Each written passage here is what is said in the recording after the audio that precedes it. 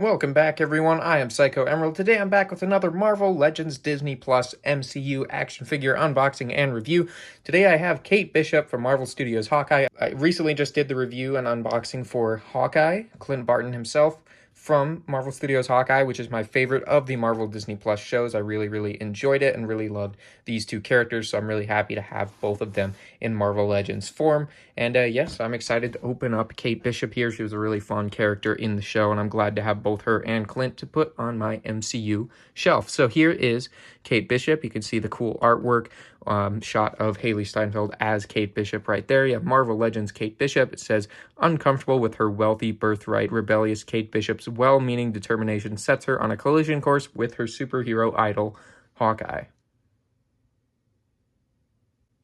And we have Build-A-Figure Infinity Ultron. Like I've said before, not collecting all the figures from this wave, but I am wanting to build that Build-A-Figure, so hopefully a review for that will be up sometime eventually in the future when I eventually do build it.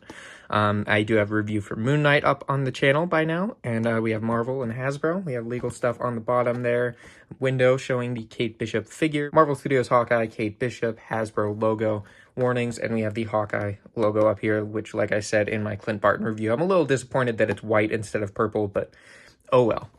It is what it is. It's just the box. But yeah, anyway, really liking the box art for both of these. I think they both look really cool, and they look uniform together. That kind of looks cool, setting them up like that. So yeah, let's get Kate Bishop out of the package. So we'll cut the tape here, as always, with MCU. Well, not MCU, but Marvel Legends packaging. Cut that, and then you lift that tab out.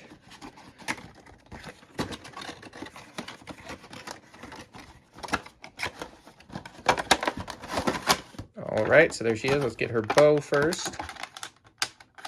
It's really cool, her kind of wooden bow there. And then there's the leg for Infinity Ultron, which I'll be leaving in the package for now. But if we take the tape off here, should be able to get her alternate hands out. Both look pretty cool. And then the figure herself.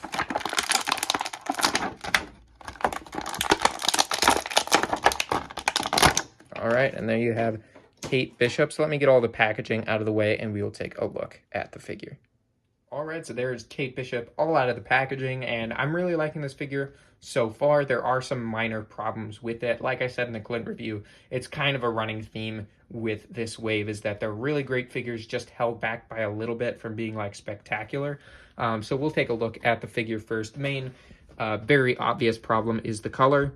She is not supposed to be this bright pink. Her outfit was definitely more of a purple, more matching to what we saw with the Hawkeye figure. And this is like a bright, like hot pink, which is not what her outfit looked like. It should definitely be a lot closer to kind of a light purple than a pink.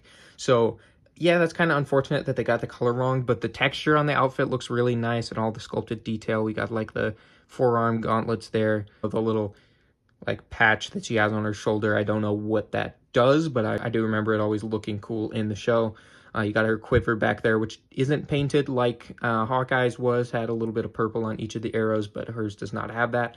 Her hair looks really nice. It's definitely sculpted very well. And a weird thing I just kind of noticed was where her ponytail is tied right here. That is not actually painted. It's just the same color as the rest of her hair, which I think is kind of weird.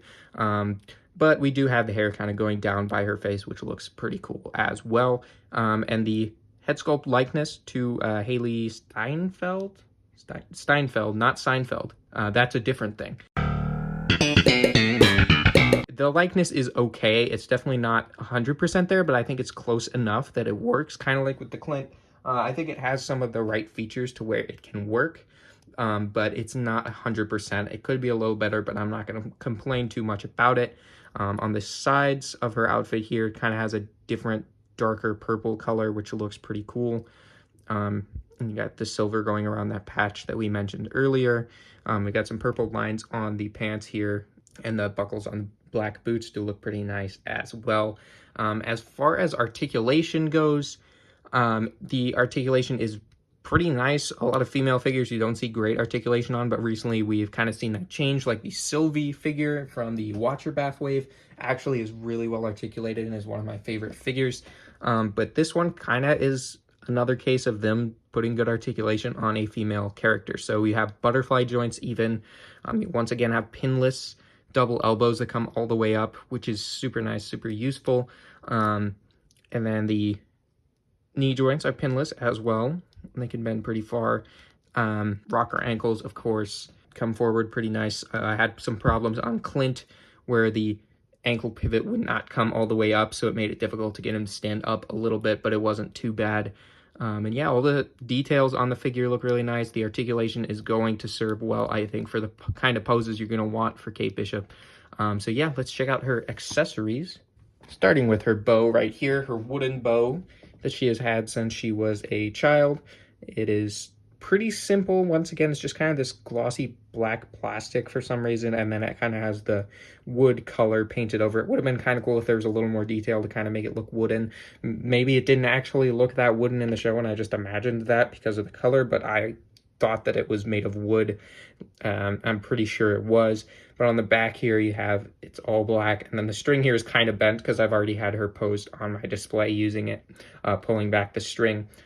So that'll be something that happens, but it's not that big of a deal. And yeah, if you want to get that into her hand, you'll want that to be her left hand, right? So, because the dominant hand is the one you want to pull the bow with, if I remember correctly. And I don't remember if she was left or right-handed in the show, but there you have that. You can have her hold that pretty easily. It slips into her hand pretty nicely. Same with Clint. Very easy to put the bows in their hands, and it doesn't feel loose. If we want to check out the swappable hands, they're both the same, just for different sides. You have the pink glove with the black on the thumb for some reason. Probably something to do, once again, with pulling the string on the bow. If we want to pop that in, they're just kind of rested or open palm hands, which look pretty good. So yeah, let me try to get the figure into a cool pose, and I'll give you guys a closer look at Kate Bishop.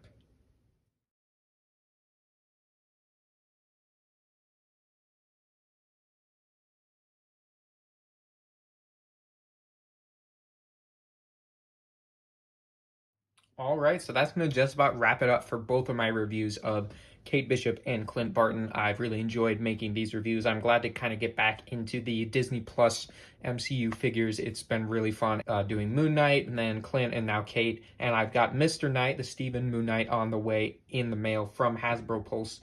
So I'm really excited to review that one soon as well. And then after that, I'll be getting Sharon Carter eventually. I don't have her ordered yet. I'm not sweating getting that one too much because I think it'll be pretty easy. But yeah, it's really cool that this wave is finally coming out. It feels like it's been forever since it was announced, and now it's finally here. Like, I finally actually have these figures in hand on my shelf, and it's awesome. They're all really great. They've got their issues. You know, Kate's outfit is not the right color. Clint's neck is too long. Minor issues. They're minor issues, but they're still really great figures if you love the show. I'm really happy to have these characters represented on my shelf. For both Moon Knight and for Hawkeye, and for all the Disney Plus MCU stuff that's been coming out in the past couple of years. MCU Phase 4 been kind of going in a direction that I'm not a big fan of. I didn't watch Ms. Marvel, I didn't watch She-Hulk, I didn't watch Multiverse of Madness. I've been missing a lot of the Marvel stuff that's been coming out, but I'm okay with that. I'm just going to kind of pick and choose what I watch now, and I'm still going to definitely be collecting the figures because I do really have a lot of love for these characters and for the MCU in general, even if some projects I'm not super interested in. But that's bound to happen with the amount of content that they're pushing out now. There's bound to be some stuff that I'm just plain not interested in watching. But anyway, I really hope you guys enjoyed this review. If you did, please leave a like. If you like MCU Marvel Legends action figure unboxings and reviews, I do a lot of that on my channel. My channel is mainly focused on Star Wars figures and Marvel Legends figures. So if you're into either of those things, or just into toy collecting in general, please consider subscribing in order to join the Knights of Mischief. As always, I hope you guys found this review helpful. I hope you found it enjoyable, and I'll see you all in the next one. Goodbye.